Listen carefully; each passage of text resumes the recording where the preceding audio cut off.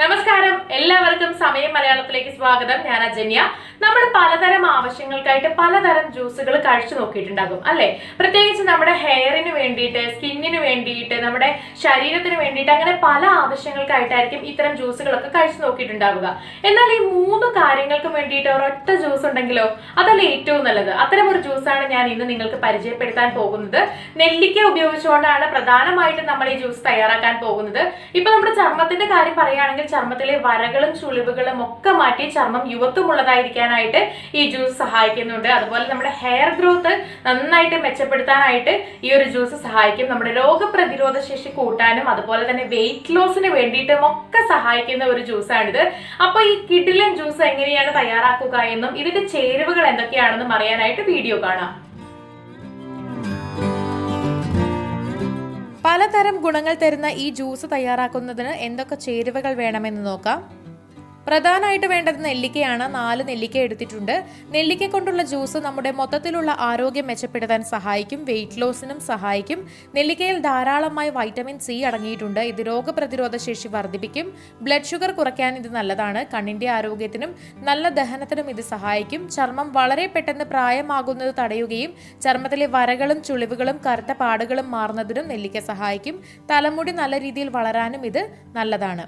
ഇനി വേണ്ടത് നാരങ്ങയാണ്. വെയിറ്റ് ലോസിന് സഹായിക്കും നാരങ്ങയുടെ നീര്. നല്ല ദഹനം ഉണ്ടാകുന്നതിനും കിഡ്നി സ്റ്റോൺ തടയുന്നതിനും നാരങ്ങ ജ്യൂസ് കഴിക്കുന്നത് നല്ലതാണ്.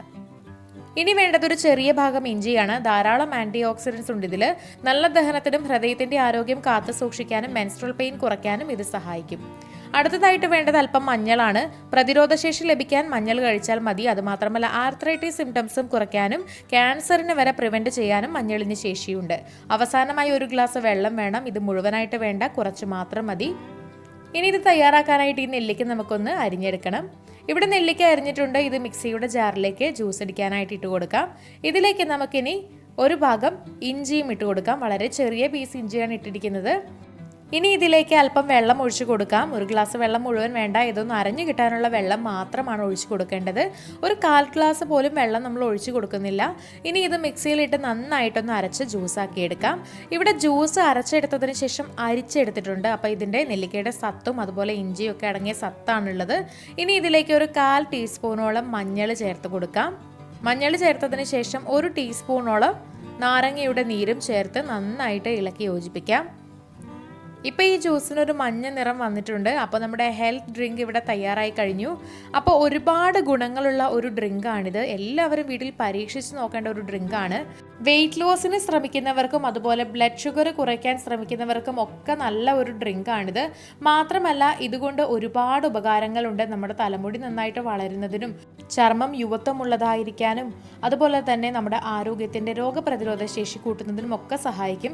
ഇതുപോലെ 1 ഗ്ലാസ് മുഴുവൻ ഡ്രിങ്ക് എടുത്ത് രാവിലെ 1 നേരം കഴിച്ചു കഴിഞ്ഞാൽ നല്ലതാണ്.